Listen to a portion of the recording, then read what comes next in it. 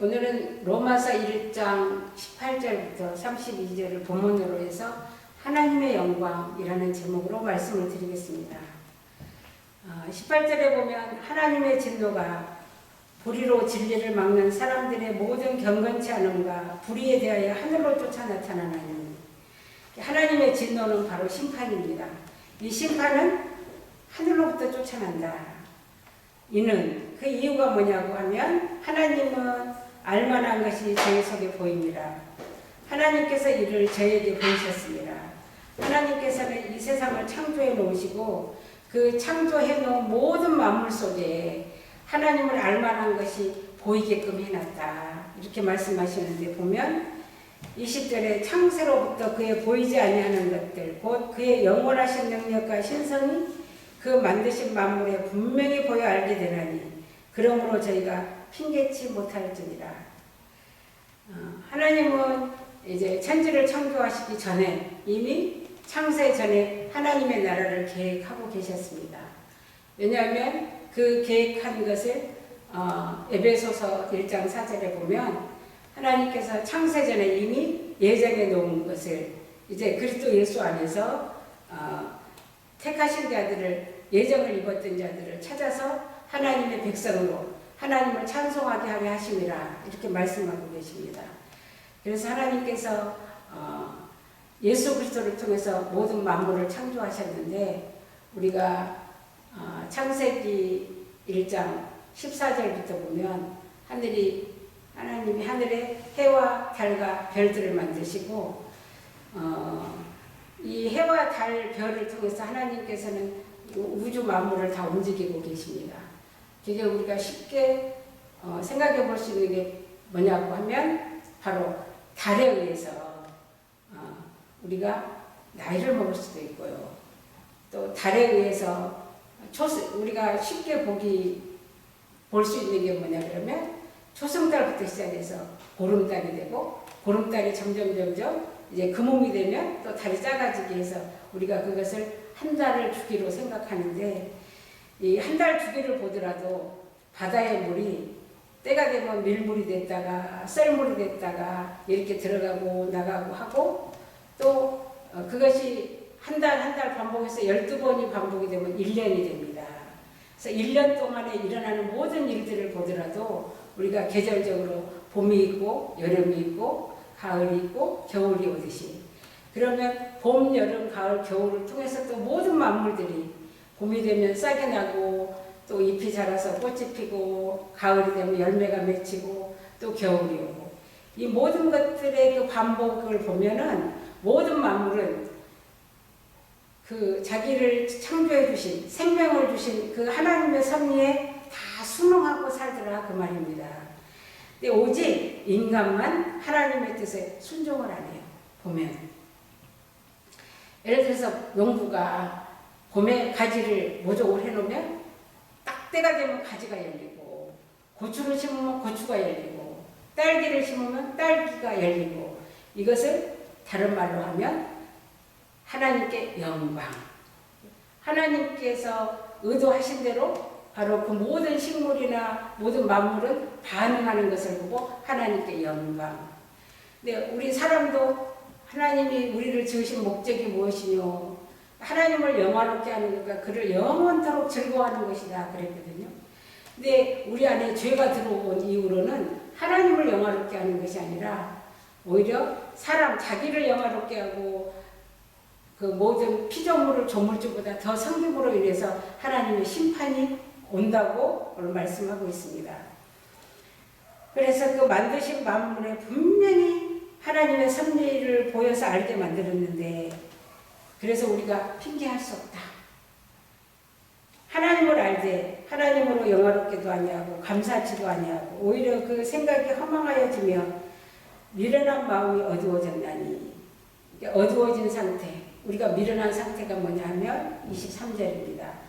스스로 지혜 있다 하나 우둔하게 되어, 이게 바로 창세기 3장에서 그 사단이 하와에게 선악과를 먹일 때 무슨 말을 했냐 그러면, 이 선악과를 먹으면 눈이 밝아져서 하나님처럼 된다. 그래서 하나님처럼 된다는 말을 하와가 듣고 그 나무를 본즉 보암직도 하고 먹음직도 하고 탐스럽게 할 만큼 지혜롭기도 해서 따먹게 됐죠. 그래서 이 선악과를 따먹고부터 바로 하와가 아담에게 줬고, 그래서 아담과 하와는 이 선악과로 인해서 여기 있는 대로 스스로 죄 있는 줄 알았어요. 그러니까 이것은 하나님이 주신 것이 아니라 사단에게 받은 이게 교만입니다. 스스로 죄 있다 하나. 사실은 죄 있는 게 아니라 우준하게 되었다. 어리석게 되었다. 미련하게 되었다. 여기서 우준하게 되고 미련하게 된 것은 바로 자기를 창조해 주신 하나님을 잃어버린 거예요.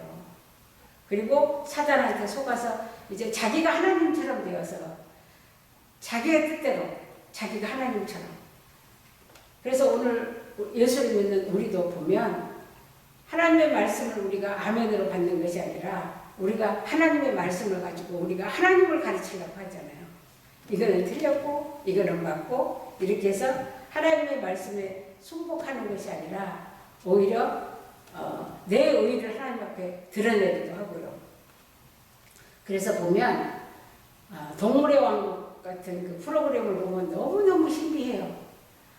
그 원숭이라든지 어떤 사자라든지 이런 짐승들이요, 새끼를 하면 얼마나 그 새끼를 이뻐하고 하는지 우리가 봐도 이쁘고 귀엽거든요. 근데 욥 같은 사람이 정말 하나님을 경외하고 욥만큼 그렇게 하나님 앞에 순전한 사람도 없더라 해놓고 욥이 하나님 앞에 시험을 당하거든요. 근데 시험을 당할 때 그 많은 재산과 자녀들을 다 잃고 그리고 병까지 들어서 욥이 하나님 앞에 자기의 의를 가지고 하나님 앞에 따지거든요. 내가 뭘 잘못했습니까? 내가 가난한 사람도 도와주고 가부도 도와주고 고아도 도와주고 내가 이렇게 하나님을 섬겼는데 도대체 나한테 왜 이런 일이 생기냐고 했을 때 하나님께서 그러시거든요. 하나님께서 이제 모든 만물을 만드시면서 그 했던 일을 그때 너는 어디 있었느냐 그러면서 재밌는 이야기가 하나 나오거든요. 그게 어디냐고 욥기 39장 13절에서 18절에 누구 이야기가 나오냐고 타조 이야기가 나와요. 근데 타조라는 그 동물은요, 새끼 알을 까서 달려가다가 알을 탁 낳고 도망가 버린대요. 모든 동물은 사람도 그렇고 자식을 낳으면 얼마나 귀여워서 그 양육을 하고 그러는 것을 하나님이 그런 마음을 줬다고 말이에요. 근데 타조에게는 그런 마음을 주시지 않았다. 그래서 거기서 알을 까면 거기서 새끼가 부화될 거 아니에요. 근데 그걸 돌아보지 않고 알을 낳고 그냥 도망간단 말이에요. 근데 그거를 바람이 불고 해서 모래가 그 타조 알을 덮어서 거기에서 이제 때가 되면 알이 나오는데 내가 그걸 좀 다른 데 찾아봤거든요. 타조 알에 대해서. 근데 거기는 굉장히 신비한 게 들어있대요.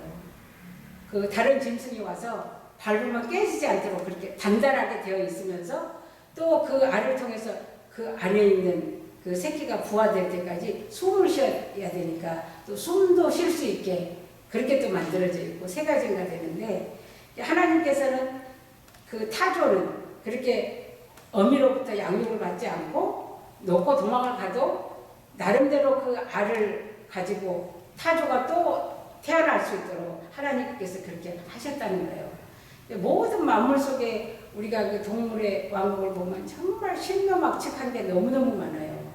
난 그전에는 별로 안 봤는데 요즘 그거 보면 참 하나님의 솜씨가 너무너무 놀라운 거예요. 그래서 이렇게 동물 하나하나 이런 것을 보더라도 하나님의 그 하시는 일은 정말 우리가 말로 다 할 수 없이 신묘막측한 일이 하나님의 창조거든요. 이렇게 창조를 하신 그 하나님을 영화롭게 하는 것은 하나님이 이 꽃도 이렇게 예쁘게 만드셨구나. 이런 동물을 또 이렇게 만드셨구나. 아침이 오고 저녁이 와도 또 새날을 주셨구나. 모든 만물이 다 그로 인하고 그로 말미암아 주께로 돌아가는 이것이 영광과 존귀를 세세묵도록 받으시기에 합당하시다고 바울이 그렇게 하나님을 찬양하고 있거든요. 그런 것처럼 이렇게 하나님을 영화롭게 하고 감사해야 될 그 하나님을 우리의 마음이 이제 사단한테 도적질을 당한 거죠. 이 마음이.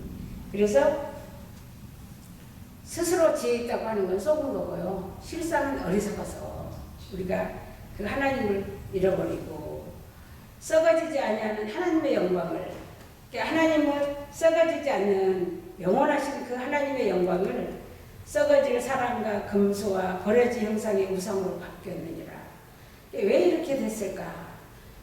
아무리 사람이 성공을 하고 부를 축적을 하고 소유를 많이 가졌다 하더라도 그 사람 속에는 항상 뭔가가 의지하고 싶은 것이 있다는 거예요. 그 의지하고 싶은 게 바로 하나님을 의지하라고 넣어준 마음인데 하나님 보이지 않으니까 보이는 것으로 우상을 만들어갖고 섬겼다.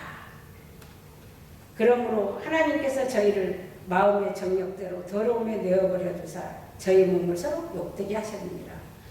그러니까 모든 만물 속에 하나님의 생명이 들어있어서 그 생명에 의해서 하나님의 영광을 드러내는데 오늘 하나님이 사람을 지은 목적도 하나님을 영화롭게 하고 그 하나님을 영원토록 즐거워하게 하기 위해서 사람을 지었는데 그 하나님을 마음에 두기 싫어하고 이렇게 마음의 정욕대로 이제 그렇게 하니까 하나님께서 버렸더니 결국 더러워지더라. 그래서 이는 저희가 하나님의 진리를 거짓 것으로 바꿔서 피조물을 조물주보다 더 경배하고 섬김이라. 주는 곧 영원히 찬송하시리로다. 하나님을 영원히 찬송하실 그 하나님의 형상을 버려진 모양으로 바꿔갖고 우상숭배를 하니까 하나님께서는 그 보응이 아까 위에서 하나님의 진노가 진리를 막는 그 불의를 버리는 거예요. 그랬더니 버려진 그 상태는 바로 더러워졌다. 더러움에 내버렸다. 그만 그 더러움에 내버려둔 그 상태가 어떤 것인가. 28절에 이를 인하여 하나님께서 더러움에 내어버린 그 상태로 인해서 하나님께서 저희를 부끄러운 욕심에 내어버려 주셨으니 그러면 이제 사람 속에는 결국은 탐심이 우상숭배라고 그랬는데요. 탐심은 누가 넣어줬어요? 사단이 넣어줬거든요. 그래서 그 사단이 저희 여인들도 순리대로 쓸 것을 받고 영리로 쓰며 이와 같이 남자들도 순리대로 여인 쓰기를 버리고 서로 향하여 음욕이 불리듯 하며 남자가 남자로 더불어 부끄러운 일을 행하여 저희의 그릇됨에 상당한 보응을 그 자신이 받았느니라. 이게 남자가 남자로 여자가 여자로 그 순리대로 쓰기를 버렸다. 물론 우리가 이 땅에서 동성애로 남자들끼리 여자들끼리 동성애로 볼 수도 있지만 우리가 하나님께서 그 동성애 때문에 이렇게 성경을 쓰진 않았을 거고요. 우리가 이제 성경을 놓고 크게 보면 하나님의 나라와 세상 나라가 있거든요. 하나님의 나라는 보이지 않는 나라고 세상 나라는 우리 눈에 다 보여요. 근데 하나님은 이 세상 나라를 모형으로 두시고 보이지 않는 하나님의 나라를 비유로 하고 계시거든요. 그래서 우리가 이 땅에 하나님이 가정을 주시면 아버지가 있고 아들이 결혼을 해서 또 자녀를 낳고 이렇게 가족이 그렇게 되어 있다면 하나님의 나라는 바로 하나님이 만드신 창조하신 하나님의 나라는 바로 예수님을 통해서 창조하시는데요. 예수님께서 이제 이 땅에 오셔서 십자가에 죽고 부활하심으로 하나님께서 예수님을 통해서 하신 일이 뭐냐면 이 땅에 교회를 주셨어요. 바로 교회가 하나님 나라에서 가정이거든요. 그럼 하나님의 아버지고 그 다음에 예수님이 신랑이고 오늘 예수 믿는 우리가 다 신부거든요. 그래서 우리가 결혼식 할 때 보면 옛날 우리 조상들이 내려왔던 그 문화는 사무반대를 쓰고 쪽들이 쓰고 그렇게 결혼식을 했잖아요. 근데 유럽에서 들어온 그 결혼 문화는 보면 아버지가 여기 계시면 아들이 신부를 데리고 입장을 하잖아요. 근데 그 입장할 때 보면 신부가 면성포를 썼거든요. 그래서 그것을 창세기 2장에서 착안했다 그래요. 그러니까 아들이 아버지 앞에 며느리를 데리고 들어갈 때 그 여자는 면사 앞으로 승부를 해서 나는 남편과 내 머리는 남편이 내 머리입니다. 그래서 하나가 됐다는 거예요. 그래서 교회의 머리가 되시는 분은 누구예요? 바로 예수님이고, 그리고 예수님을 믿는 모든 사람들은 같은 지체로서 신부다 그 말이에요. 그래서 보면 여인들도 순리대로 쓸 것을 바꿔서 영리로 썼다. 그러면 오늘 교회를 여자라고 하거든요. 남자를 예수님이라고 하고. 근데 여자가 여자를 했다는 것은 오늘 예수를 믿는 우리가 예수님의 신부가 됐는데 신랑을 추구하지 않고 하나님 나라의 법을 추구하지 않고 세상, 육신의 정욕과 안목의 정욕과 이 세상의 자랑을 하나님 삼은 사람들의 실상을 하나님 보실 때는 더러움에 되어버렸다.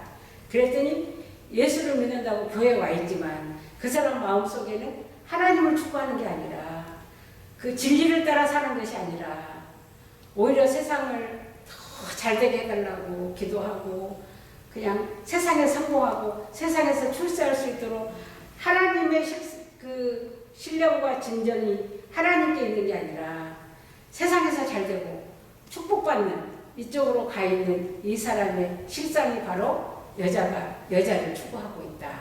여자는 누구를 추구해야 되는데요? 신랑 대신 남편을 추구해야 되는데 여자를 추구하고 있고, 또 남자도 순리대로 쓰기를 버리고 서로 향하여 음욕에 불듯 한다. 성경에서 말하는 음욕, 음란 이런 것은 다 하나님이 아닌 세상을 추구하는 것을 말하거든요. 그러니까 그 구약에서 이스라엘 사람들이 산당에 가서 제사하러 가거든요. 산당에 가서 제사하러 간다. 이것은 뭐냐 그러면 비가 오지 않거나 어떤 기도의 제목이 있을 때 산당에 가서 사실은 섹스를 하러 가는 거예요. 거기에는 바알신이 있고 아세라신이 있고. 그러면 남자들을 또 거기에 가서 그러면 산당에 제사하러 가는 사람들이 당시에 여자들이었어요? 남자들이었어요? 다 남자들이었거든요. 남자들이 가서 제사하는 거예요. 그게. 근데 이스라엘 그 가나안 땅에는 그게 이스라엘 백성이 들어가기 전서부터 그런 우상 숭배하는 문화가 있어서 하나님께서 가면 남자, 여자, 노인, 짐승까지도 다 죽이라고 했거든요. 근데 이스라엘 사람들이 가나안 땅에 들어가서 남겨놨어요. 거기 사람들을. 왜? 물도 길어야 되고 나무도 패야 되고 그 사람들을 종으로 부리기 위해서 남겨놨는데 하나님께서 남겨놓으면 그 사람들이 가시가 돼서 그 옆구리를 찌를 것이다 그랬거든요. 이게 자기들이 필요해서 남겨놨더니 이 사람들 속에 뭐가 있어요? 그 가나안 땅에서 우상숭배를 했던 풍습이 그 사람들 속에 있었거든요. 그래서 결혼시키지 마라 그랬거든요. 사위를 삼지 말고 며느리 삼지 말고. 왜? 사위를 삼고 며느리를 삼으면 그 풍습을 갖고 가나안 땅에 들어간 이스라엘 사람 속에 들어와서 이 풍습이 전해지면 결국 하나님 앞에 이렇게 심판을 받게 될 수밖에 없고 실제로 보면 심판을 받게 되죠. 그래서 바벨론에 모든 사람들이 포로로 끌려갔잖아요. 그래서 포로로 끌려갔다가 70년이 되니까 자기들이 솔로몬부터 시작해서 이방 여자들을 불러들여서 우상 숭배를 해서 오늘 우리가 이렇게 됐다 이러면서 회개하고 다시 70년이 되니까 예루살렘으로 돌아오는 역사가 바로 이스라엘의 역사거든요.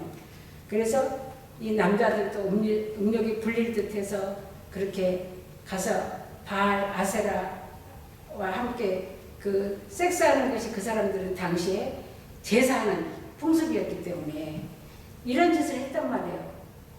이스라엘 백성들조차도. 그래서 가나안 땅이 원주민들을 토해냈던 것처럼 이스라엘 백성도 토해내서 바벨을 포로로 갖고 회개하고 다시 돌아오게 되거든요. 그래서 저희의 그럴 때문에 상당한 보험을 그 자신이 받았다. 그러니까 보험을 받는 건 뭐예요? 이 성장된 내 안에 세상이 들어오고 우상이 들어오고 탐심이 들어오면 그것이 바로 보험이에요. 하나님으로부터. 또한 저희가 마음에 하나님 두기를 싫어하네. 예수 믿고 회개하고 천국을 맛봤다가 다시 세상으로 돌아가면 예수님도 그랬죠. 그렇게 되면 나가서 그 귀신, 7귀신을 데리고 들어오면 그 나중 형편이 어떻게 되겠느냐. 그러니까 예수 믿어도 별거 없더라. 예수 믿어도 구원은 다음에 있는 거고 눈에 보이지 않는 거고요. 그냥 예수 믿어서 그저 세상에서 복을 받으려고 했는데 복을 안 주면 이 사람들이 이제 이 마음에 하나님 주기를 싫어하게 된단 말이에요. 그래서 그러면 싫어하면 하나님을 찾지 않는 그 사람을 상실한 마음대로 내버려 둔다. 그러면 상실한 마음대로 내버려 두사 합당치 못한 일을 하게 하셨으니 우리가 은혜를 받으면요. 은혜 위에 은혜라고 그러거든요. 성령이 너에게 임하시면 권능을 받고 그래서 우리가 예수 믿고 성령 받고 권능 받고 이것도 엄청난 능력이에요. 죄도 능력이에요. 우리가 죄를 지면 죄값으로 점점 사망에 이르게 되잖아요. 죄도 세력이라니까요. 그래서 우리나라 속담에 바늘도둑이 소도둑된다. 이만한 죄가 들어왔는데 그 죄가 내 안에서 점점 커진단 말이에요. 그래서 상실한 마음대로 내버려 두니까 이 속에서 합당치 못한 일을 하는데 바로 모든 불의 하나님이 의롭다 하시는 건 뭐예요? 믿음으로 사는 거예요. 근데 믿음으로 안 살아. 또 추악, 탐욕, 악의가 가득한 자요. 시기, 살인, 분쟁, 사기, 악독이 가득한 자요. 수근수근하는 자요. 우리가 생각할 때 위에 있는 그 죄는 너무 강력하다면 나는 그런 죄 안 지었어. 그럴 수 있잖아요. 근데 우리 사람들 모이면 수근수근 하잖아요. 하나님 보시기에는 수근수근 하는 것도 죄예요. 응? 수근수근은 왜 해요? 서로 맞아 서로 동의하는 거거든요. 또 비방하는 자요. 하나님의 미워하시는 자요. 능욕하는 자요. 교만한 자요. 자랑하는 자요. 악을 도모하는 자요. 부모를 거역하는 자요. 우매한 자요. 배악하는 자요. 무정한 자요. 무자비한 자라.